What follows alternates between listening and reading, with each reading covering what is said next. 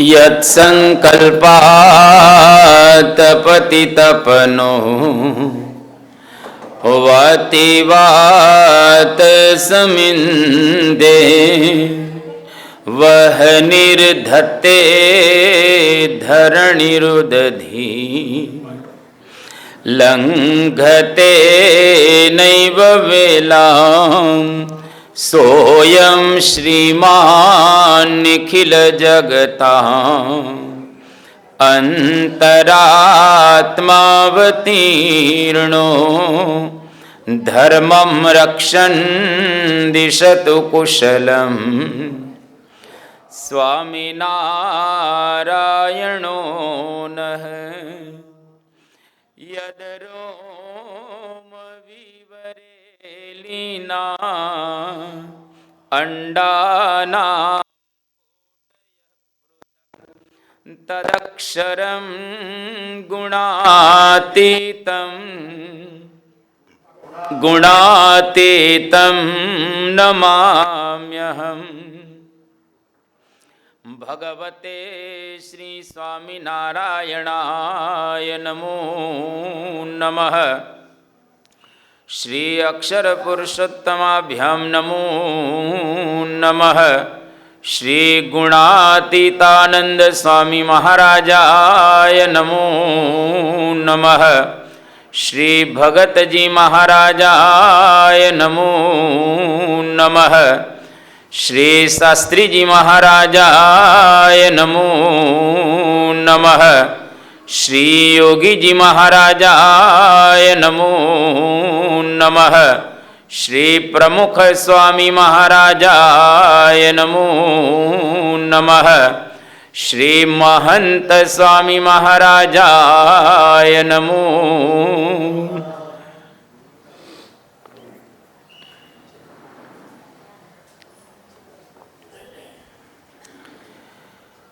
છેલ્લા થોડા દિવસથી આપણે આ અક્ષર પુરુષોત્તમ દર્શન પ્રવચન માળાનો લાભ લઈ રહેલા છીએ.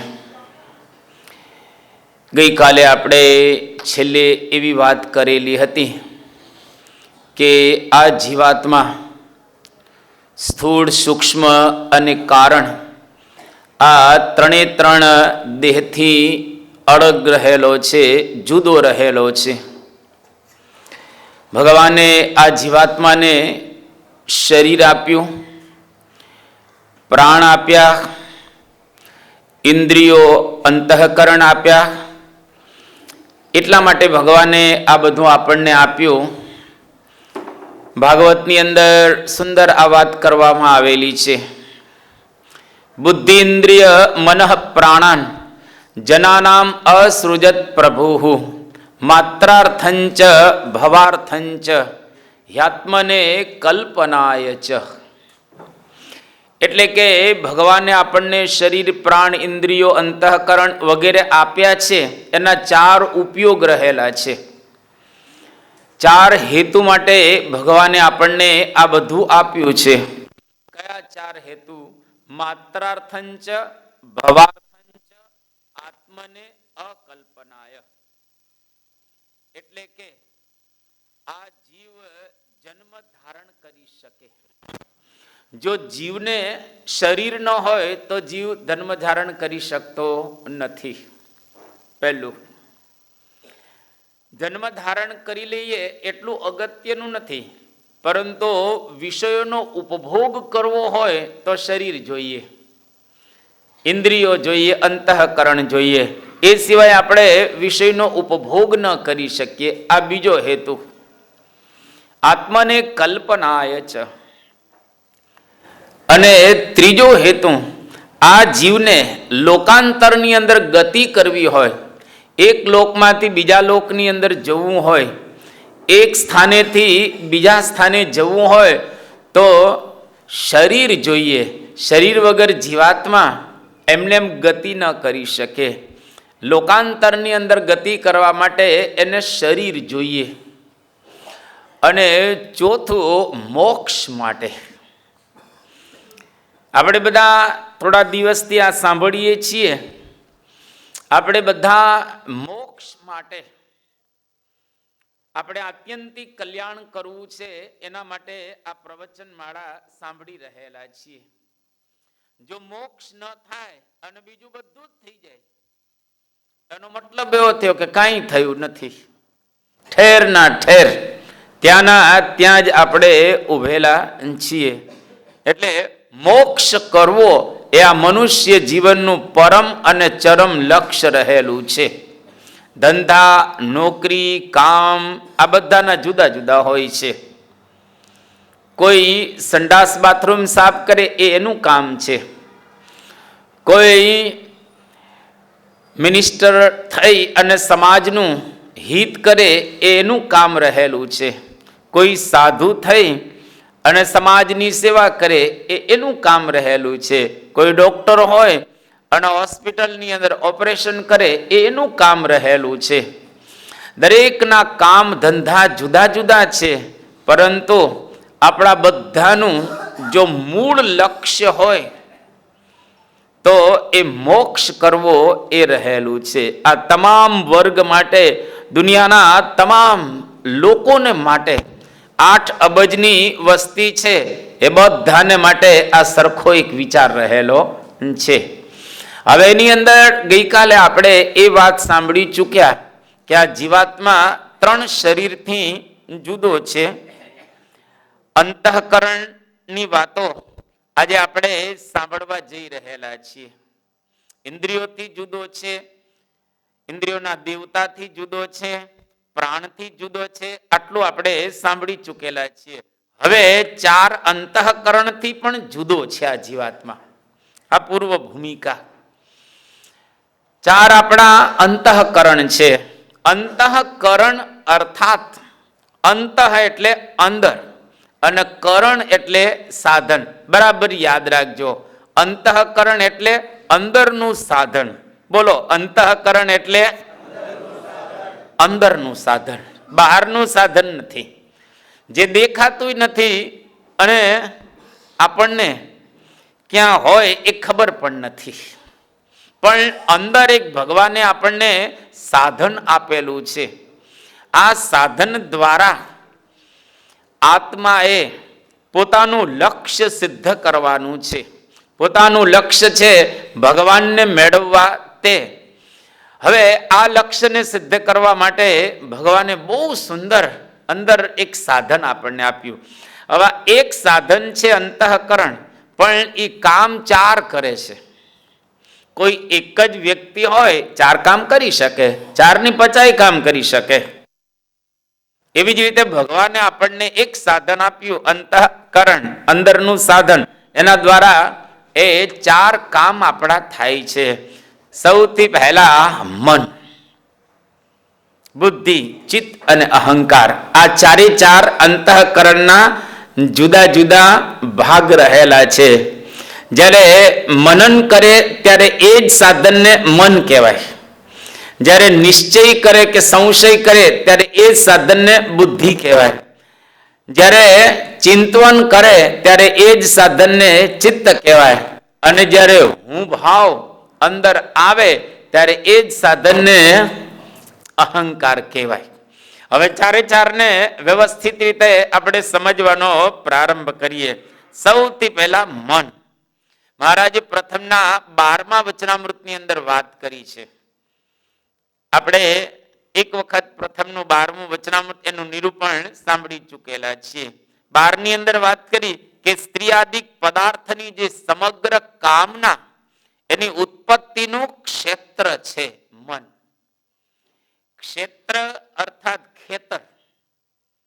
સાદી ભાષામાં એને ખેતર કહેવાય.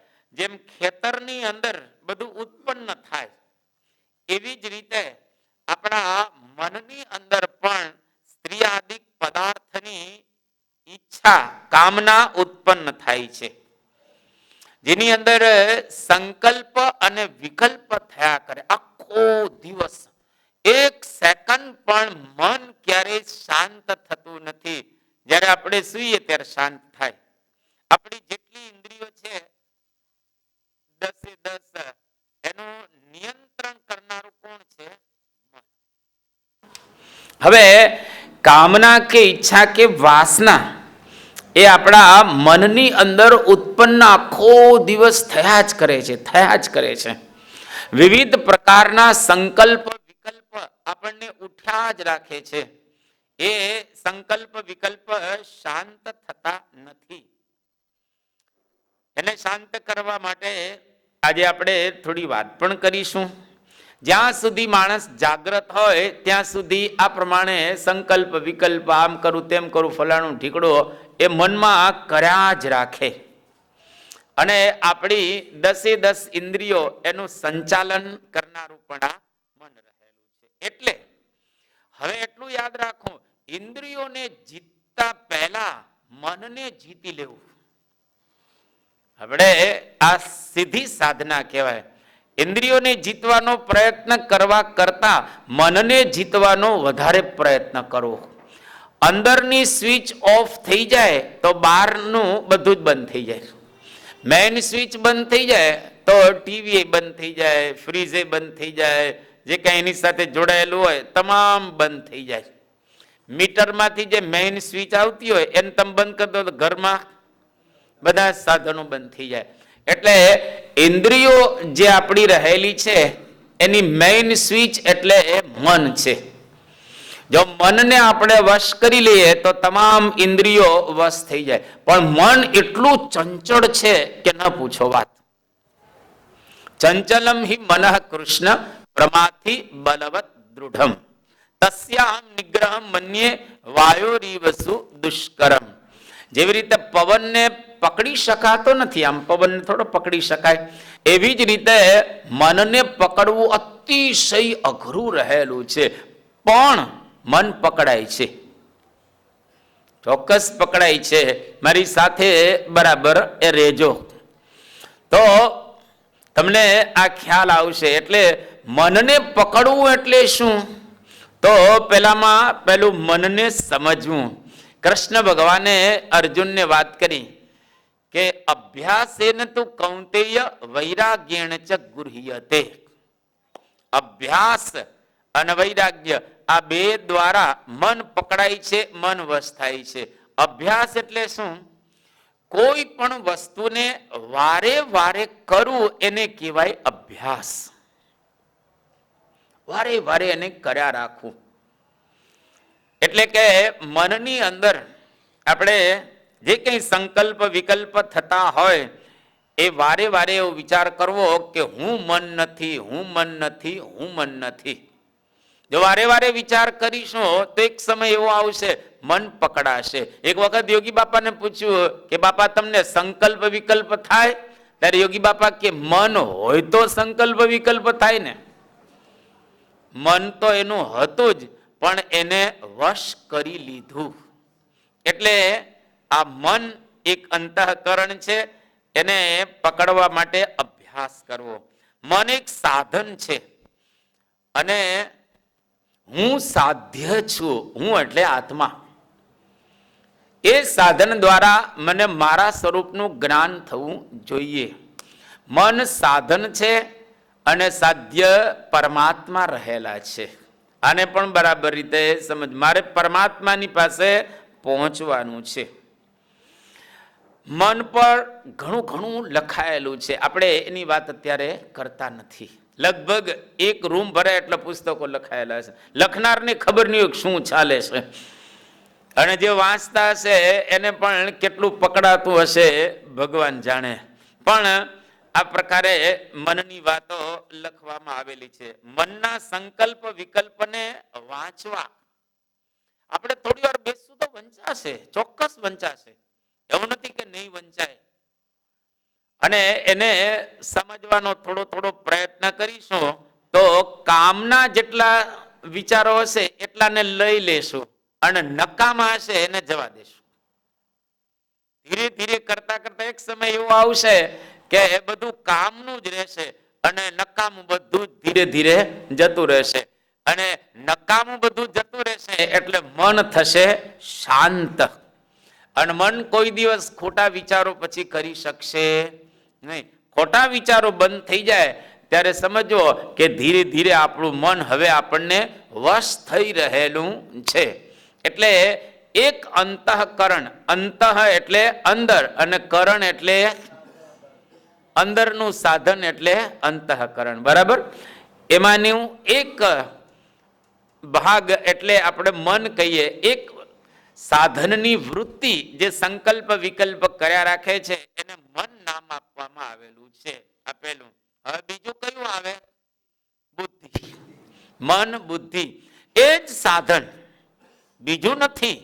હવે એ સાધન નિશ્ચય વગેરે કરવામાં સહાયભૂત થાય તો એને બુદ્ધિ કહેવામાં આવે છે. બદલાતું નથી. હવે એનો રોલ બદલાઈ ગયો ખાલી. અત્યાર સુધી રોલ સંકલ્પ વિકલ્પનો હતો એટલે એને આપણે મન કહેતા હતા. હવે એનો રોલ બદલાઈ ગયો. હવે શું થયું કે નિશ્ચય કરે, પદાર્થનું એને જ્ઞાન થાય, કોઈક વખત સંશય પણ કરે, એને નિદ્રા પણ આવે, એને સ્મૃતિ પણ થાય. આ બધું જ એની પ્રક્રિયા રહેલી છે. કોની? બુદ્ધિની પ્રક્રિયા રહેલી છે. એટલે બુદ્ધિની અંદર શ્રીજી મહારાજે પ્રથમનું 12મું વચનામૃત એમાં 4 વસ્તુ બતાવી: સંશય, નિશ્ચય, નિદ્રા અને સ્મૃતિ. જો અત્યારે ચાલુમાં ઘણા હોઈ જતા હોઈશ, આમ તો અત્યારે બધા જાગે જ છે, પરંતુ ચાલુમાં કોકને એકદમ ઊંઘ આવી જાય. ચાલુમાં ઊંઘ આવી જાય એ બુદ્ધિની અંદર શાંત થઈ જાય એટલે માણસ સુઈ જાય. બુદ્ધિ શાંત થાય એટલે સુઈ જાય. હલતી બંધ થઈ જાય એટલે માણસ શાંત થાય. શાંત થઈ જાય એટલે તરત જ સુઈ જતા હોય છે. મનમાં જે સંકલ્પ વિકલ્પ થયા હોય કે આ કરવું કે આ ન કરવું, આ ખાવું કે આ ન ખાવું, અહીં જવું કે ત્યાં જવું, બે માંથી કોઈ એકને સિલેક્ટ કરે એ કોણ છે? બુદ્ધિ. નિશ્ચય કરે આ કરવું છે, નિશ્ચય કરે. કોઈક વખત આપણે નિશ્ચય કરી નથી શકતા, સંશય રાખે કા કરું કા કરું, આ કરું કે આ કરું, શું કરું? એટલે પછી આપણે કોકને પૂછીએ કે મારે શું કરવું? કે તારે કાંઈ કરવા જેવું નથી, બેસવા જેવું છે. એટલે કોઈક વખત આપણને સંશય થયા કરતો હોય છે કે આ કરવું કે આ કરવું, શું કરવું. એટલે એ પણ બુદ્ધિ જ કરે છે સંશય. કોઈક વખત નિદ્રા એટલે તમો ગુણનું કાર્ય છે, જ્યાં આપણને મૂડ બનાવી દે. કોઈક વખત આપણને આમ કઈ નક્કી જ ન કરી શકે, આમ કે શું કરવું છે. આપણે બીજી ભાષામાં જો કેવું હોય, સાવ સાદી ભાષામાં, કે આની બુદ્ધિ બેર મારી ગઈ છે, બોલીએ છે ને સમાજ, કે આની બુદ્ધિ બેર મારી ગઈ છે. એટલે કે આને શું કરવું એ ખબર જ નથી એમ. એટલે આ મન સૂઈ જાય, એટલે બુદ્ધિ સૂઈ જાય કે શું કરવું, આમ કઈ ખબર પડતી એ નથી. એટલે અને ચોથી વાત કરવામાં આવી સ્મૃતિ. જે આગળ આપણે નાનું મોટું કંઈક કરેલું હોય એનું સ્મરણ પણ આપણે કરતા હોઈએ છીએ. તો આ બધા કાર્યો મહારાજે વચનામૃતની અંદર પણ કહેલા છે અને આપણે એને જાણીએ પણ છીએ. એટલે મન સંકલ્પ વિકલ્પ કરે, બુદ્ધિ એમાંથી નિશ્ચય કરે કે સંશય કરે. આ બેનો રોલ ખબર પડી ગયો. હવે ત્રીજું શું છે? ચિત્ત. ચિત્ત એ ચિંતવન કરે છે. જે વસ્તુ બુદ્ધિએ નિશ્ચય કરેલો હોય એનું જ ચિંતવન કર્યા રાખે. એટલે કે જે પદાર્થ આપણને સાંભળે, જે પદાર્થ આપણે દીઠા હોય, જે પદાર્થનો આપણે અનુભવ કર્યો હોય એનું વારે વારે ચિંતવન કર્યા રાખે એને શું કહેવાય? ચિત્ત. ચિત્ત એકદમ સ્વચ્છ છે. જેમ અરીસો હોય એ સ્વચ્છ અરીસો હોય. હવે અરીસો તો અરીસો જ છે, એની અંદર કોઈક વખત કૂતરો દેખાય, કોઈક વખત ગધેડો દેખાય, કોઈક વખત માણસે દેખાય, કોઈક વખત પથ્થર દેખાય, કોઈક વખત મળ પણ દેખાય અને કોઈક વખત કચરો પણ દેખાય. અરીસાને એવું નથી કે આ સારું છે કે આ ખરાબ છે. અરીસો સ્વચ્છ રહેલો છે. એની અંદર જેનું પણ પ્રતિબિંબ પડે એ વસ્તુ એની અંદર દેખાતી હોય છે. એટલે એ અરીસાનો સ્વભાવ કેવો છે કે જે અંદર દેખાય એનું ચિંતન કર્યા રાખે. એટલે આપણા ચિત્તનો સ્વભાવ કેવો રહેલો છે? જે બુદ્ધિએ નિશ્ચય કર્યો હોય અથવા તો સંશય કર્યો હોય એને વારે વારે એ યાદ કર્યા રાખે. આ ચિત્તનો એક પ્રકારનો સ્વભાવ રહેલો છે, ચિંતન કર્યા જ રાખે. પછી સારું છે કે ખરાબ છે એ જોતું નથી, પણ ચિંતન કરવું એ ચિત્તનો એક પ્રકારનો સ્વભાવ રહેલો છે. જરાક થોડીક રીતે આપણે જરા સમજીએ તો ખબર પડશે કે કાચનું એક દ્રષ્ટાંત આપણે સમજીએ. જેમ કાચ હોય, હવે એમાં જે પ્રતિબિંબ પડે, દેખાય પ્રતિબિંબ, એ પ્રતિબિંબ કેવું છે કે પ્રતિબિંબને કઈ ખબર જ નથી. કાચ તો કાચ જ છે, ચિત્ત કાચની જગ્યાએ છે અને પ્રતિબિંબ પડે એ તો જે બુદ્ધિની અંદરથી જે નિશ્ચય કરેલો હોય, સંશય કરેલો હોય, એ બધા પ્રતિબિંબો રહેલા છે. ચિત્ત એકદમ નિર્મળ છે. જે અંદર દેખાશે એને ગ્રહણ કરશે. આ ચિત્તની એક વૃત્તિ કે સ્વભાવ રહેલો છે. ચિત્તમાં કોઈ પણ વસ્તુ તમને સાંભળે કે દેખાય એનું હંમેશને માટે એ ચિંતન કરે છે. દર્પણ જેવું આ ચિત્ત રહેલું છે. એટલે કે સારા કે ભૂંડા ઘાટ થયા કરે, એમાં ભૂંડા ઘાટ આપણને થાય તો ગ્લાની ન પામી જવી, અને સારા વિચારો એની અંદર થાય તો ફૂલાઈ ન જવું. આ ચિત્તનો સ્વભાવ જ છે. કોઈક વખત આપણને આમ બેઠા હોઈએ, ખરાબ વિચારો આવ્યા રાખતા હોય, કઈ ચિંતા ના કરો. કોઈ ચિંતા કરવાની બિલકુલ જરૂરિયાત નથી. ફક્ત એટલું જ કરવાનું કે આ ખરાબ વિચારોથી હું જુદો છું, કારણ કે હું ચિત્ત નથી. સાધનાનો આ એક ભાગ આવ્યો. ચિત્તની અંદર સારા અને ખરાબ બે સંકલ્પ વિકલ્પ કે વિચારો ચાલ્યા રાખશે, પણ આપણે એના દ્વારા ગ્લાનિ નહીં પામી જવાની કે હવે શું થશે, કઈ ચિંતા ન કરો. બસ હું એનાથી જુદો રહેલો છું અને આનંદમાં રહી અને ભજન કરો. મધ્યનું 6થું વચનામૃત વાંચી લેજો, ચિત્તના સ્વભાવનું. મહારાજે આખું વચનામૃત લખ્યું, સાર તમને એક લીટીની અંદર જ ખાલી એક કહી રહેલો છું. ચિત્તમાં જે સારું આવે એની પણ આપણે દરકાર ન કરીએ અને એનો સારી રીતે આપણી અંદર સંગ્રહ કરીએ, અને ખરાબ વિચારો આવે એનો પણ આપણે વિચાર છોડી અને ચિત્તથી જુદા પડીએ કે હું ચિત્ત રહેલો નથી. આ થોડુંક જરાક અઘરું રહેલું છે. હવે આવે છે અગત્યનું અંગ, અહંકાર. બરાબર રીતે એ સાંભળજો. મન શું કરે છે? બોલો જોરથી. સંકલ્પ વિકલ્પ મન કરી રહેલું છે. ઘણા સંકલ્પ વિકલ્પ મનની અંદર ઉઠ્યા રાખે. બુદ્ધિ શું કરે? નિશ્ચય કરે અથવા તો સંશય કરે. એ પણ આપણને ખ્યાલ આવી ગયો. અને ચિત્ત શું કર્યા રાખે? ચિંતન કરે. જે સારું અથવા તો નરસું એ ચિંતન કર્યા રાખતો હોય છે. હવે અહંકાર, એનો રોલ શું રહેલો છે એની ડિટેલમાં આપણે વાતો સમજીએ. એ ટળી જશે તો બધું જ ટળી જશે અને આધ્યાત્મિક માર્ગ એકદમ સરસ ક્લિયર થઈ જશે. એટલે આપણે જરા એને વ્યવસ્થિત રીતે સમજીએ. અંતઃકરણ એટલે અંદરનું એક સાધન. હવે એમાંનો એક રોલ કોનો છે? અહંકારનો, એટલે કે અહમ વૃત્તિનો. અહંકાર એટલે જેના વડે આપણે અહમ વૃત્તિ થાય છે એને કહેવાય અહંકાર. સારી વાતની અહમ વૃત્તિ થાય અને ખરાબ વાતની પણ અહમ વૃત્તિ થાય. બે રીતે આપણે અહમ વૃત્તિ કયા પ્રકારની થતી હોય છે? મેં કર્યું, મારાથી થયું, હું ન હોત તો ન થાય, હું જ કરી શકું. સમાજમાં આપણે આવું સાંભળીએ છીએ ને, મેં કર્યું, મારાથી થયું, હું જ કરી શકું, મારા વિના કોઈ ન કરી શકે. આવા શબ્દો આપણે સમાજની અંદર અને ડે ટુ ડે લાઈફમાં વાપરતા જ હોઈએ એ છીએ. પરમેશ્વરને આગળ રાખી અને અહમ વૃત્તિ લાવવાની. કે પરમેશ્વરની ઈચ્છાથી હું કરી શકું.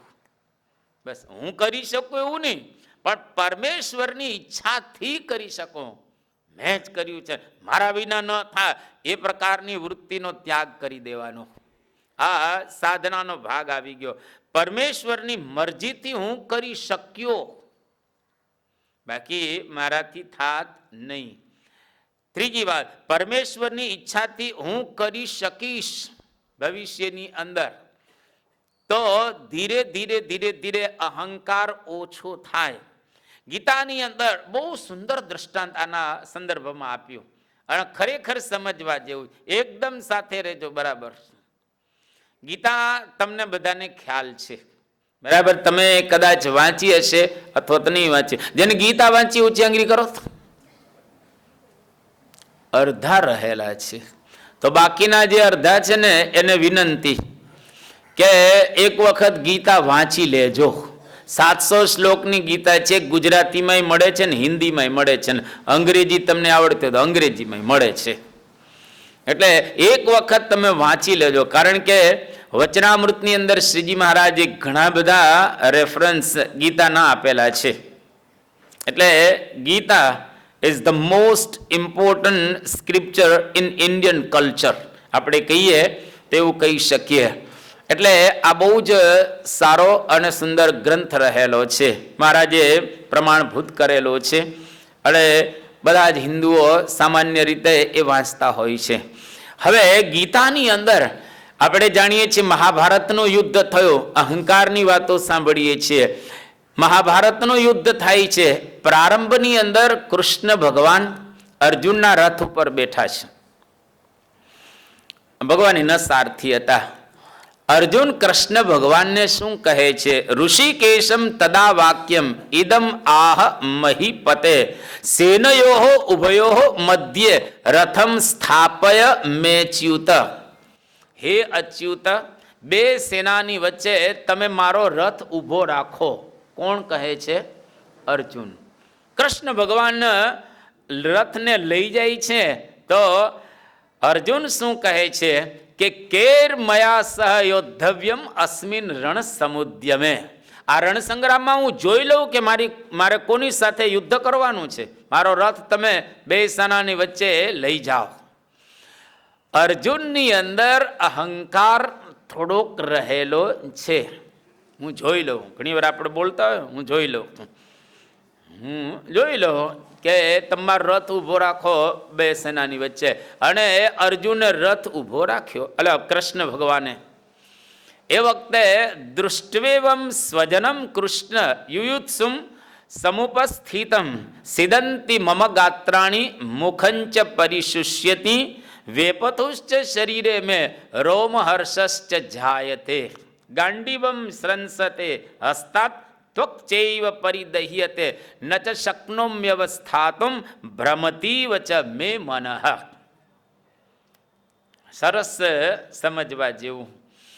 ભગવાનને જ્યારે રથ ઊભો રાખ્યો ત્યારે અર્જુન કૃષ્ણ ભગવાનને કહે છે કે ભગવાન, મારા ગાત્રો અત્યારે ધ્રુજી રહેલા છે. હવે ગાત્રો, હમણાં તો તમે વાત એવી કરતા હતા,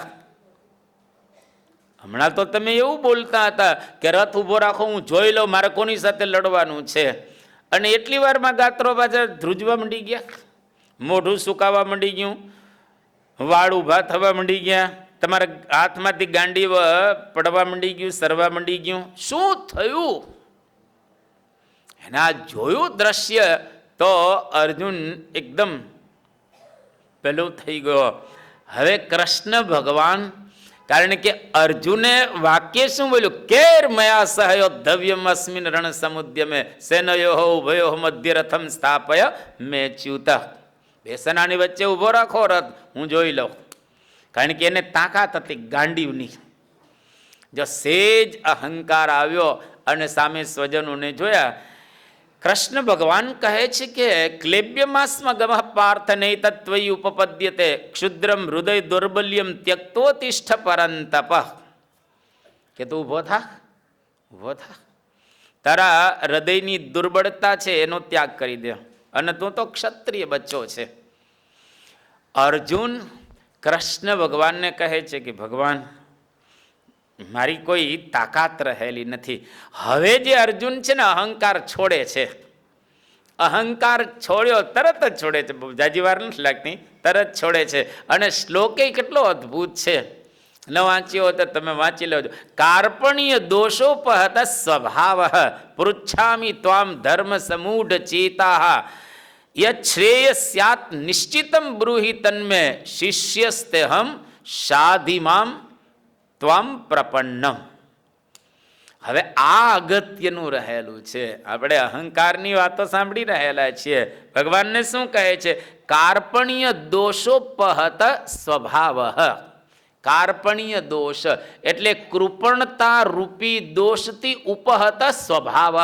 મારો સ્વભાવ વણાઈ ગયેલો છે ભગવાન, હું એકદમ કૃપણ છું, મારાથી કંઈ થઈ શકે એવું નથી. પૃચ્છામિ ત્વામ ધર્મ સમૂઢ ચેતા. આ કરવું કે આ કરવું, શું કરવું એ મને કાંઈ ખ્યાલ આવતો નથી. હું તમારો શિષ્ય છું, જો સરેન્ડર થયો, હું કરું ને એ ગયું. હું ભાવ આ ઓછો થઈ ગયો, અહમ વૃત્તિ ઓગળવાનો પ્રારંભ થઈ ગયો છે. અહમ વૃત્તિ ઓગળવાનો પ્રારંભ થયો. શિષ્યસ્તે હમ, હું તમારો શિષ્ય છું. સાધિમામ ત્વમ પ્રપન્નમ, ભગવાન તમે જેમ કહેશો એમ કરીશ. બસ મારું અહીંયા આગળ હવે કંઈ ચાલે એવું છે નહીં, એટલે તમે જેમ મને કહો એ પ્રમાણે. અહંકાર છૂટ્યો. તમારી ઈચ્છાથી મારાથી થઈ શકશે. હા, એક ઉમેરી દેવાનું, તમારી ઈચ્છાથી મારાથી થઈ શકશે. મારાથી થઈ શકશે એકલું એવું નહીં, તમારી ઈચ્છાથી હું કરી શકીશ. આખી ગુરુ પરંપરાને તમે તપાસો, આખી ગુરુ પર એકેય હું દ્રષ્ટાંત આપવા માગતો નથી, એકેય નહીં. શ્રીજી મહારાજથી માંડીને મહંત સ્વામી મહારાજ સુધી કોઈ દિવસ ક્યારેય કોઈ ગુરુએ એવું કહ્યું છે કે આ મારાથી થયું છે? શ્રીજી મહારાજથી માંડીને મહંત સ્વામી મહારાજ કોઈ એવું બોલ્યા નથી. અને એકચ્યુઅલી એને જ કર્યું હોય પાછું, છતાં પણ એ બોલતા નથી કે મેં કર્યું, મારાથી થયું. આગળના ગુરુને યશ આપે. પ્રમુખ સ્વામી મહારાજ અક્ષરધામ દિલ્હીનું બાંધે તો એવું ન કહે કે મેં દિલ્હીનું અક્ષરધામ બાંધ્યું છે, યોગીજી મહારાજના સંકલ્પે થયું છે ને. આ આપણને શીખવાડે છે. એટલે અંતઃકરણ જે અંદર રહેલું છે એક સાધન, એની અંદર અહમ વૃત્તિ છે, એ અહમ વૃત્તિને ધીરે ધીરે ધીરે ધીરે આપણે ઓગાળી દેવાની. અને એવું સમજવાનું કે ભગવાનની ઈચ્છાથી, બાપાના આશીર્વાદથી, લોકોના સહકારથી આ કાર્ય હું કરી શક્યો. એટલે ધીરે ધીરે ડિઝોલ્વ થશે અહંકાર. It is not easy task. આ કંઈ સહેલું કામ નથી, આ બહુ અઘરું કામ રહેલું છે. પણ ધીરે ધીરે સ્લોલી ગ્રેજ્યુઅલી આપણે એને ડિઝોલ્વ કરી શકીશું. કોઈ પ્રોબ્લેમ આપણને જીવનની અંદર આવશે નહીં. અહંકાર એટલે શું એની થોડીક બીજી વાત. અહંકાર એટલે માત્ર ગર્વ નથી. અહંકાર એટલે મન, બુદ્ધિ, ચિત્ત અને શરીર, એ જ હું છું આવી ખોટી ઓળખ આપણી. આ પણ એક પ્રકારનો અહંકાર રહેલો છે. અંતઃકરણની અંદર એક ખોટી ઓળખ આપણને ઉત્પન્ન થયેલી છે. ખોટી ઓળખ કે હું મન છું. કોઈક વખત એવું થાય કે હું શરીર છું, અથવા તો કોઈક એવી રીતે પણ આપણે કહેતા હોય કે હું કણબી છું, હું બ્રાહ્મણ છું, હું વાણિયો છું, હું આ છું તે છું, હું ભણેલો છું, ગણેલો છું, વગેરે વગેરે હજારો પ્રકારની આવી એક વૃત્તિ આપણા અંતઃકરણની અંદર ઉત્પન્ન થાય છે, જે આપણે ખોટી ઓળખ એને સમજવાની. એ ખોટી ઓળખ છે, સાચી નથી. અહંકાર શું કહે? હું કરું છું, હું જાણું છું, મને થયું, મારું છે. આ મન વિચારો ઉત્પન્ન કરે છે. અહંકાર કહે છે આ બધા વિચારો કોના છે? મારા. જો વિચારો કોણ કરે છે? મન કરે છે. પણ અહંકાર શું માને છે? કે આ મારા વિચારો રહેલા છે, આ અહમ વૃત્તિ રહેલી છે. જો સારો વિચાર હોય તો આપણે ગર્વ કરીએ કે આ વિચાર મારો છે. હવે કરેલો છે મને, તો શા માટે અહંકાર કરે છે કે આ વિચાર મારો રહેલો છે? અને ખરાબ વિચાર હોય તો દોષારોપણ કોક ઉપર આપણે કરી નાખીએ કે આમાં આ મારો વિચાર નથી, આ મારો વિચાર આવો હોઈ ન શકે, આ તો કોકનો વિચાર રહેલો છે. કોકનો નથી, મનનો છે. અને એ તારા જ મનનો છે, બીજાના મનનો નથી. પણ ખરાબ છે એટલે તું કોઈકની ઉપર દોષારોપણ કરી રહેલો છે. એટલે સારા વિચારો પોતે અંગીકાર કરે છે અને ખરાબ વિચારો કોઈની ઉપર નાખી દે છે. બુદ્ધિ સાચું ખોટું ઓળખે છે. આને સાચું કહેવાય, ખોટું કહેવાય. બુદ્ધિની અંદર એવી ક્ષમતા અને જ્ઞાન રહેલું છે કે સાચું ને ખોટું એ ઓળખી શકે. અહમ બુદ્ધિ પર જ્યારે કબજો કરે, મન ઉપર કબજો કરે, બુદ્ધિ ઉપર કબજો કરે, ચિત્ત ઉપર એ કબજો અહંકાર કરતો. જ્યારે બુદ્ધિ ઉપર કબજો અહંકાર કરે ત્યારે પોતાની જ વાત સાચી માને કે આ સાચું, હું કહું નહીં સાચું. ઘણી વખત માણસો કેવા હોય છે, એ ભાંગી જાય પણ વળતા નથી, તૂટી જાય પણ મુકતા હોતા નથી. મૂરખ, મગર અને મકોડો આ મરે પણ મૂકે નહીં. કોઈ દિવસ એ લોકો મુક્ત જ નથી હોતા. અમુક માણસો છે ને કોઈ દિવસ મુક્ત જ હોતા નથી. આને શું કહેવાય? અહંકાર એની ઉપર સવાર થઈ ગયેલો છે. અહંકાર એની પર સવાર થઈ ગયેલો છે. એ પોતાની જ વાત સાચી માને, અન્યનું જ્ઞાન નાનું કરી નાખે. તું શું સમજે, હું સમજું છું. આ બધી ભાષા અહંકારની છે. એ અંદર જે ચાર છે ને એમાંનું એક આ કરી રહેલું છે બધું જ. હું જ બધું જાણું, તને શું ખબર પડે? એટલે આવી ભાષા જો કોઈ હવે બોલે ને તો એને કહેજો કે અહંકાર આવ્યો છે ભાઈ, તને ઓળખાવું જોઈએ ને. ધીરે ધીરે તમારે ઓળખાવાનું. એટલે એને પણ જાગૃત થાય કે વાત સાચી છે તમારી. જે દિવસે અહંકારની ઓળખાણ થાય એ દિવસે અહંકાર જાય. જે દિવસે અહંકારની ઓળખાણ થાય એ દિવસે અહંકાર જાય. અને જેનો અહંકાર ગયો હોય સમજી લો હવે પરમાત્માની નજીક પહોંચવાનો છે. હા, બહુ સુંદર અહીંયા આગળ કહે છે. આગળ ચિત્ત સ્મૃતિ અને સંસ્કારો રાખે છે. ચિત્ત આપણું છે એ સ્મૃતિઓ બધી રાખે, સંસ્કારો રાખે. અનંત જન્મોના સંસ્કારો ચિત્તની અંદર એકઠા થયેલા છે. કેટલી સ્મૃતિઓ આપણે જન્મ્યા ત્યારથી અત્યાર સુધી ઘણી સ્મૃતિઓ આપણને હશે. કોઈ 5 વર્ષનો હોય અને એને કંઈક વાત યાદ હોય, એ ઊંચી આંગળી કરો મારે જોવું છે. 5 વર્ષનો હોય, આમાં 3-4 જણા એવા બેઠા છે 5 વર્ષના હશે ત્યારે એને કંઈક કર્યું હશે, એ યાદ હશે. 10 વર્ષના કોઈ હોય ને યાદ હોય તો ઊંચી આંગળી કરો. ઘણા છે, બધા ઘણા બધા રહેલા છે. જો આ બધી સ્મૃતિઓ આજે 60 વર્ષ થયા, કોઈની 70 વર્ષ થયા, એનો મતલબ કે 50-60 વર્ષ પહેલા કંઈક બની ગયું છે એ આપણા ચિત્તની અંદર એને સંગ્રહિત થયેલું છે. એની સ્મૃતિ આપણા ચિત્તની અંદર એકઠી થયેલી છે. આ જાણીએ છીએ આપણે. પણ એવી ઘણી સ્મૃતિઓ જે આપણા ચિત્તની અંદર પડેલી છે, અનંત જન્મોની પડેલી છે, એ ક્યારે આપણને ખબર પડે છે? જ્યારે સ્વપ્ન આવે ત્યારે. આપણે વાત સ્વપ્નમાં કરવાના છીએ એટલે અત્યારે એ વિષયને છેડવો નથી. પણ અનંત સ્મૃતિઓ આપણા ચિત્તની અંદર પડેલી છે. હવે અહંકાર શું કરે કે આ મારી સ્મૃતિ છે, મારો અનુભવ રહેલો છે. સમજી લેવો કે આ અહંકારની ભાષા છે. કોઈક વખત અપમાન કે પ્રશંસા બંને અહંકારને પોષે છે. ફરી પાછું આ વાક્ય બરાબર યાદ રાખજો. પ્રશંસા પણ અહંકારને પોષે છે અને અપમાન પણ અહંકારને પોષે છે. એકદમ જરા થોડું સૂક્ષ્મ છે, એને આપણે સમજવાનો પ્રયત્ન કરીએ. અપમાન આપણું થાય તો તો આપણે શું કે તું મને કહેનાર કોણ, હું છું, મારું તે અપમાન કર્યું, હું આવો છું તેવો છું, ફલાણું ઢીકડું આપણે બોલતા હોઈએ છીએ ને. અપમાન પણ અહંકારને પોષે, અને પ્રશંસા કોઈ તમારી કરે કે ઓહો મિલિનભાઈ તમે ખરેખર બહુ મોટા સાક્ષર છો, એટલે ફૂલાઈ જાય, એકદમ ફૂલાઈ જાય કે ઓહો મારા જેવો કોઈ સાક્ષર નહીં, જો ફૂલાઈ ગયા. અપમાનમાં પણ અને પ્રશંસામાં પણ બે વખતે અહંકારનું પોષણ થાય છે. એટલે જ્યારે અહંકાર ઢીલો પડે ત્યારે ચિત્ત હળવું થાય. જ્યારે અહંકાર ઢીલો પડે ત્યારે સ્મૃતિના બંધનમાંથી આપણે ઢીલા પડીએ છીએ. એ સ્મૃતિઓ જે રહેલી છે એ પછી નથી હોતી.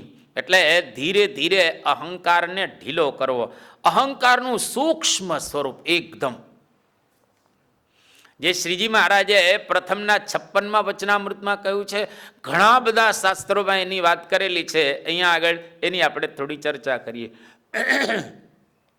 અહંકારનું એકદમ સૂક્ષ્મ સ્વરૂપ કઈ રીતે આપણે એને સમજીએ કે હું ખૂબ વિનમ્ર છું, હું ખૂબ નિર્માની છું, હું ખૂબ સેવાભાવી છું, હું ખરેખર બહુ જ અતિશય દાસ ભાવે વર્તું છું. આ અહંકારની જ ભાષા છે, અહંકારની જ ભાષા રહેલી છે. એટલે કોઈ કહેતા ને મારા જેવો કોઈ નિર્માની નહીં અને થોડુંક આગળ નથી, હું ત્યાગી છું, હું ત્યાગી છું. એટલે આ તો અમે કપડાં પહેરેલે ત્યાગી, પણ તમે પણ એવું કહી શકો ને હું આમ ત્યાગી છું, મને આમ કોઈ પદાર્થ ની કોઈ ઈચ્છા નથી. એટલે આ પણ એક પ્રકારની અહંકારની ભાષા રહેલી છે. ત્યાગ કરનારો છું એવું તમે બોલો અંદરથી તો પણ એક પ્રકારનો અંદર અહંકાર ભરેલો છે. મને કશું જ નથી જોઈતું, તારે બધું જ જોઈએ છે, પણ બોલે છે ખોટું. તું મને કશું જ નથી જોઈતું, ખોટું બોલમાં, તારે બધું જ જોઈએ છે. એટલે આ પણ એક પ્રકારનો સૂક્ષ્મ અહંકાર રહેલો છે. એ ભાષા પણ આપણે કોઈ દિવસ વાપરવી નહીં. હું વિનમ્ર છું કે આમ છું કે તેમ છું, કે હું નિર્માની છું, હું સેવાભાવી છું કે વગેરે. હું સારો ભક્ત છું. તને કોને કહ્યું કે હું સારો ભક્ત છું? ભગવાને તને પ્રમાણ આપ્યું છે. તારી જાતે તું બોલે છે કે હું સારો ભક્ત છું, એ તો તારો અહંકાર એનું તું પોષણ કરી રહેલો છે. એટલે આ પણ એક સૂક્ષ્મ પ્રકારનો અહંકાર. અહંકારથી મુક્ત થવાનો માર્ગ, કેવી રીતે મુક્ત થવું, બહુ સુંદર શાસ્ત્રની અંદર કહેલું છે. સાક્ષી ભાવ, વિચારોને જુઓ, હું ન બનો. ફરીથી વિચારોને ખાલી જુઓ, મનમાં જે વિચારો ચાલતા હોય, બુદ્ધિ જે નિશ્ચય કરતી હોય, ચિત્તની અંદર ચિંતન ચાલતું હોય, એને તમે ખાલી સાક્ષી ભાવે જોયા રાખો કે શું અંદર ચાલી રહેલું છે, હું ભાવ ક્યાંય આવે છે, શું છે તે છે, વગેરે વગેરે. એ જો આપણે વ્યવસ્થિત કરીશું તો ધીરે ધીરે અહંકાર ડિઝોલ્વ થતો જશે. સમર્પણ, કરતાપણું છોડો. કોઈ પણ પ્રકારનું તમે સારું કાર્ય કર્યું હોય, કરતાપણું છો, હું કંઈ કરતો નથી. અને વાસ્તવિકતા રહેલી છે. આત્મા કંઈ કરે છે? કોણ કરે છે મને કહો?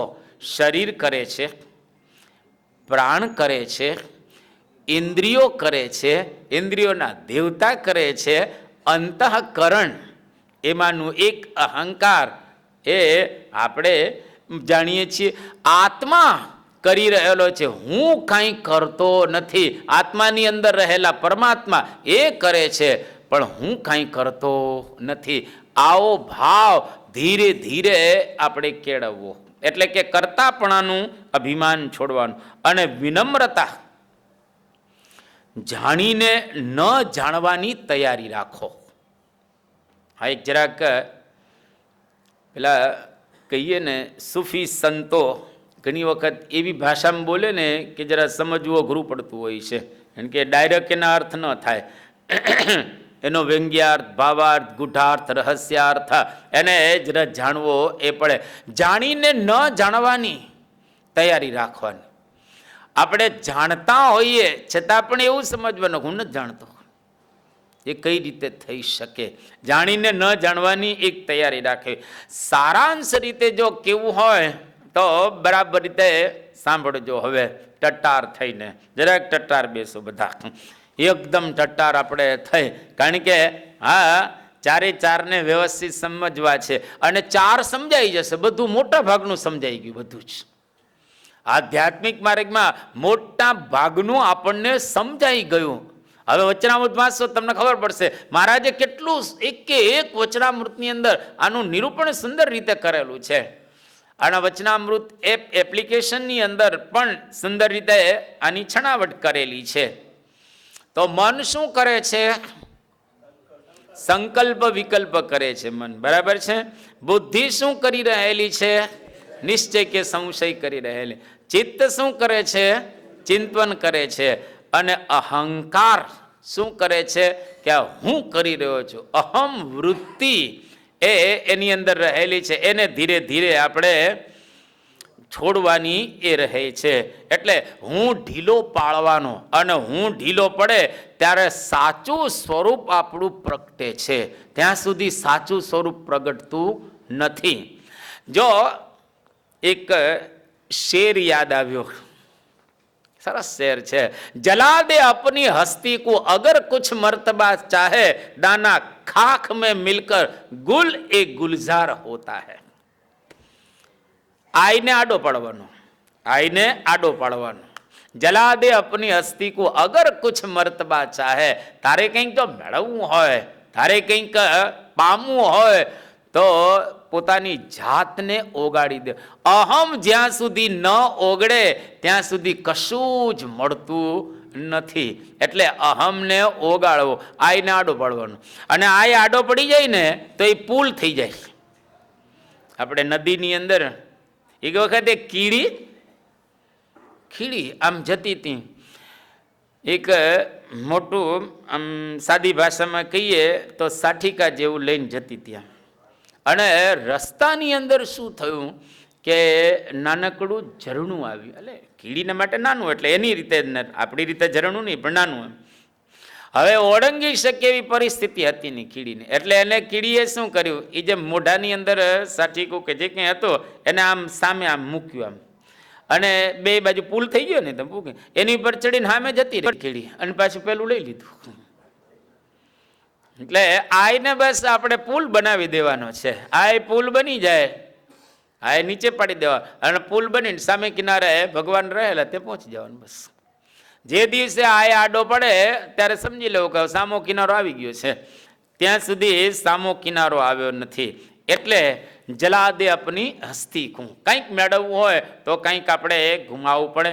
સમુદ્ર એ સાચું સ્વરૂપ છે. યાદ રાખજો, એક નવું દ્રષ્ટાંત. સમુદ્ર એ સાચું સ્વરૂપ છે અને તરંગ એ અહંકાર છે. સમુદ્રની અંદર તરંગ ઉઠે ને, સમુદ્ર એ સાચું સ્વરૂપ રહેલ, તરંગ ઉઠે છે. હવે તરંગ એવું કહે કે હું અલગ છું, હું મોટો છું, હું અલગ છું, હું મોટો. તરંગ અને સમુદ્ર બે અલગ છે કે એક છે? એક જ છે, એક જ રહેલા છે. પણ તરંગ એવું માને કે હું મોટો છું અથવા તો અલગ રહેલો છું. આપણે અલગ નથી, આપણે મોટા પણ રહેલા આ નથી. કોણ કરનારા છે? પરમાત્માને જીવાત્મા, એ સિવાય બીજાથી. એટલે અહંકાર આત્મામાંથી ઊભો થાય છે પણ પોતાને અલગ માને છે. અલગ છે નહીં અહંકાર. આટલું યાદ રાખવું. અરીસો ચિત્ત છે અને પ્રતિબિંબ એટલે અહંકાર. આ એક નવું દ્રષ્ટાંત પણ આપણે જરા સમજીએ. હવે પ્રતિબિંબ સારું સાચું નથી. જો પ્રતિબિંબ અરીસાની અંદર પડે ને એ કેવું કહેવાય? ખોટું છે. પ્રતિબિંબ તો ખોટું જ રહે. એ અંદર કંઈ સામાન છે? પ્રતિબિંબ અંદરથી તમે કાંઈ લઈ શકો એમ છો? એ સાચું નથી. એવી જ રીતે અહંકાર પણ એવો છે, દેખાય છે પણ સત્ય રહેલો નથી. દેખાય છે, અહમ વૃત્તિ રહેલી છે પણ એ વાસ્તવિકતા રહેલી નથી. વાસ્તવિકતા આત્મા છે. આત્મામાંથી આ એક પ્રકારની વૃત્તિ ઉત્પન્ન થાય છે. પણ અહંકાર માને છે કે હું છું, આમ છે, તેમ છે, વગેરે વગેરે. પણ એનો આપણે ધીરે ધીરે ત્યાગ કરવાનો. અને બધા જ મહાપુરુષોએ લખેલું છે, જે દિવસે આપણો અહંકાર ઓગળશે ને ત્યારે ખરેખર અંદર જોઈન્ટ થઈ જશું. આત્મા અને આત્માની સાથે પરમાત્માને જોઈન્ટ થઈ જાય. 3 મહાપુરુષના 3 વાક્ય તમને આપું, જે તમે બધાએ ઘણી વખત સાંભળેલા હશે. પણ આજે આ નવા સંદર્ભની અંદર કબીર પહેલા આપણે એને કહીએ કે જબ હું થા તબ હરી નહીં, જબ હું થા તબ હરી નહીં, અબ હરી હૈ હું નહીં. કબીર શું? અબ હરી હૈ હું નહીં. કબીરનો અહંકાર ઓગળી ગયો એટલે શું થયું? આત્મા, આત્મામાં પરમાત્મા રહેલા છે, હવે હરી જ છે. જ્યાં દેખાય ત્યાં તમને ભગવાન દેખાય. જે દિવસે અહમ ઓગળે એટલે ભગવાન ભગવાન. સ્વામિનારાયણ સંપ્રદાય એના આપણે બધા જ અનુયાયી રહેલા છીએ. અક્ષર પુરુષોત્તમ સંસ્થાના આપણે અનુયાયી રહેલા છીએ. તો આપણે ત્યાં મહારાજે ઘણા વચનામૃતની અંદર કહ્યું છે કે કર્તા ભગવાન છે, હું તો કેવો છું? દાસ છું. કર્તા કોણ છે? ભગવાન કે શ્રીજી મહારાજ કે સત્પુરુષ કરતા છે, પણ આપણે કોઈ કરતા રહે. અરે અક્ષર બ્રહ્મ પણ એવું માને છે કે એ કરનારા શ્રીજી મહારાજ છે. એક સર્વતંત્ર સ્વતંત્ર આવો શબ્દ શ્રીજી મહારાજને માટે આપણે વાપરીએ છીએ. સર્વતંત્ર સ્વતંત્ર એટલે કે તમામ રીતે ભગવાન સ્વતંત્ર રહેલા છે, એટલે કરતા એ છે. તુલસીદાસજી એક જગ્યાએ આ વાતને દ્રઢાવી છે. અહંતા મમતા ત્યાગ કરી, અહંતા મમતા ત્યાગ કરી, ભજે હું રામ રઘુનાથ, ભજે હું રામ રઘુનાથ. અહંતા અને મમતા બેનો ત્યાગ આપણે કરવાનો છે. હવે દૈનિક જીવનની અંદર, કારણ કે હવે આ તો જરા થોડુંક ઊંડું આપણે વાત કરી. હવે દૈનિક જીવનમાં આપણે બધા રહીએ છીએ. તમે બધા ગ્રહસ્થ છો એટલે દૈનિક જીવનની અંદર જાત જાતના બધા સવારથી સાંજ સુધી કાર્ય કરતા હો. અમે મંદિરમાં રહીએ છીએ એટલે અમારા મંદિરના જુદા જુદા કામ કરવાના હોય છે. દૈનિક જીવનની અંદર કઈ રીતે અહંકારને આપણે ધીરે ધીરે ઓગાળી શકીએ? બરાબર ટટ્ટાર બેસીને મારી સાથે સાંભળો વ્યવસ્થિત રીતે. કઈ રીતે? પહેલું, સફળતા આવે જીવનમાં, સફળતા આવે. ઘણા બધા કાર્યો આપણે સારા કરીને સફળતા આપણને મળે. સફળતા જ્યારે જ્યારે જીવનમાં આવે ત્યારે સમજો ભગવાનની કૃપા છે. પોતાનું કશું જ નહીં કરો, ભગવાનની કૃપા, સફળતા મળી. નિષ્ફળતા આવે ત્યારે એવું સમજવાનું ભગવાનની ઈચ્છા, મારું કાંઈ નથી, ભગવાનની ઈચ્છા. નિષ્ફળતામાં ભગવાનની ઈચ્છા અને સફળતામાં ભગવાનની કૃપા, બે રીતે. ત્યાર પછી અપમાન આવે ત્યારે કહો ભગવાને શિક્ષા કરી મને. કોઈ તમારું અપમાન કરી જાય, ગાળ દઈ જાય, બીજું ત્રીજું કરી જાય, તું આવો છે તેવો છે, સમજવાનું કે ભગવાને મને શિક્ષા કરી. મેં કોઈક જગ્યાએ કંઈક ખોટું કર્યું જેનો દંડ ભગવાને મને આ આપ્યો. આ ડે ટુ ડે જીવનની અંદર. હા, આપણે જરા પ્રેક્ટિસ કરીએ તો આપણને ખ્યાલ આવે કે અપમાન થાય, આપણું અપમાન થાય, ન થાય એવું નથી. ઘણી વખત અપમાન થાય, આગળ બેઠો ને પાછળ બેહાડવામાં આવે. અને કોઈક હુઈ ગયો હોય તો આપણે ગે ઊભો થા, હું તો છો કેમ? તો તેને થાય કે એને લાગે કે મારું અપમાન કર્યું કહેવાય, મારું અપમાન કરેલું છે. પણ એ વખતે એવું સમજો કે ભગવાન મને શિક્ષા કરી. જેમ શ્રીજી મહારાજ હતા તો ગઢડાની અંદર મહારાજ સભા ભરીને બેસે તો જે કોઈ સૂઈ જાય ને મહારાજ બેરખો મારતા. આ શું કહે છે? શ્રીજી મહારાજની સભામાં હુનારા હતા, તો આપણામાં તો સુનારા હોય જ ને. શ્રીજી મહારાજની સભામાં સુનારા લોકો હતા તો આપણી સભામાં કોઈ સૂઈ જાય તો ચિંતા શા માટે કરવાની છે? બધા કોઈ સૂતા નથી. પણ ટૂંકમાં આપણે કહીએ ભગવાનને બેરખો મારવો પડતો હતો. અને બ્રહ્માનંદ સ્વામીને બેરખો માર્યો, આત્માનંદ સ્વામીને બેરખો માર્યો. બ્રહ્માનંદ સ્વામીને તો બધા કેટલા પાવરફુલ હશે બધા, તો પણ બેરખો લઈ અને મહારાજની પાસે આવ્યા. અને કીર્તન આપણે જાણીએ છીએ, એનો ઇતિહાસ એટલે વિશેષ વાત નથી કરતા. પણ ટૂંકમાં તારો ચટક રંગીલો છેડલો અલબેલા રે. તો આ પ્રમાણે આપણું કોઈ અપમાન કરી જાય તો સમજવું કે ભગવાને આપણને શિક્ષા કરી. વખાણ કોઈ આપણા કરે ત્યારે એવું યાદ રાખવું કે ખરેખર ભગવાને મારા દ્વારા આ કામ કરાવ્યું, ભગવાને મારા દ્વારા કામ કરાવ્યું. અને અતિશય અગત્યનું, જેટલા પણ વૈજ્ઞાનિકો થયેલા છે, તમે તમામ વૈજ્ઞાનિકોના જીવનમાં જોશો કે એને સંશોધન કર્યું ને ત્યારે એ લોકો અદૃશ્ય હતા.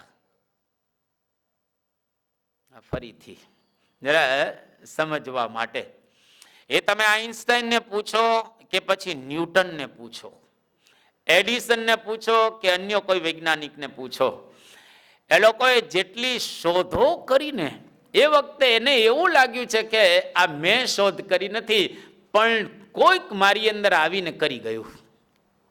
એ વખતે એને એવો અનુભવ થયો, એનો અહમ ઓગળી ગયો છે, એટલે કરતાપણું એનું ઓગળી ગયું. હું ભાવ ઢીલો થઈ જશે ત્યારે પરમાત્માનો આવિર્ભાવ થઈ જશે. સંપૂર્ણ તમે ઓગળી જશો ને તો એ વખતે ભગવાન આપણી અંદર આવીને કામ કરી જશે.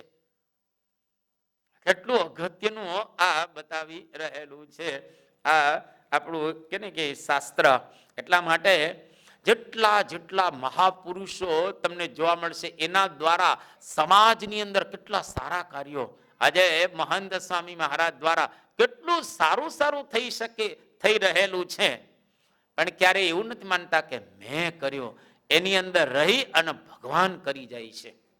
બાકી કોઈ દિવસ આવું કામ થાય? તમે વિચાર કરો. અને અત્યારે આપણે જોઈએ છીએ બધા કાર્યોને કાંઈ આપણે યાદ નથી કરતા. આપણે જાણીએ છીએ, આપણે તો બધા સત્સંગી અહીંયા આગળ બેઠેલા છે, એટલે આપણી સંસ્થાની તમામ માહિતીઓ આપણને ખ્યાલ જ છે. એટલે અહંકારની ઓળખ જ્યારે હું જ સાચો, મારું જ સાચું એવું થાય ત્યારે અહંકાર મને આવ્યો છે એવું અંદર આપણે પહેલાં જોઈ લેવું, ધીરે ધીરે જોવું કે ઓહો, ભલે તરત ને તરત કંઈ એમ આપણે છોડી નહીં શકીએ. આવતીકાલે કંઈ બધા બ્રહ્મરૂપ થઈ નહીં આવે, કંઈ આવશે ખરા બધા અહીંયા આગળ, પણ બધા બ્રહ્મરૂપ થઈને કંઈ આપણે આવતીકાલે આવી જવાના નથી. પણ જરા ઓળખીને તો આપણે ચોક્કસ આવીશું કે આ મને અહંકાર ઉત્પન્ન થયો. અને એક વિચાર એવો રાખો કે બધું જ હે ભગવાન તારી ઈચ્છાથી હું કરી રહેલો એ છું. અહમનું ભારણ ધીરે ધીરે ધીરે ધીરે ઓછું કરતા જવું. અને જ્યારે ઓછું થઈ જશે એ વખતે જે આનંદનો અનુભવ થશે ને એ જુદા પ્રકારનો હશે. છેલ્લે ફક્ત બેસો અને જુઓ, બસ બેસો અને જુઓ. જેમ કે અત્યારે આપણે બેઠા છીએ, તમે 1 કલાક બેઠા ને અહીંયા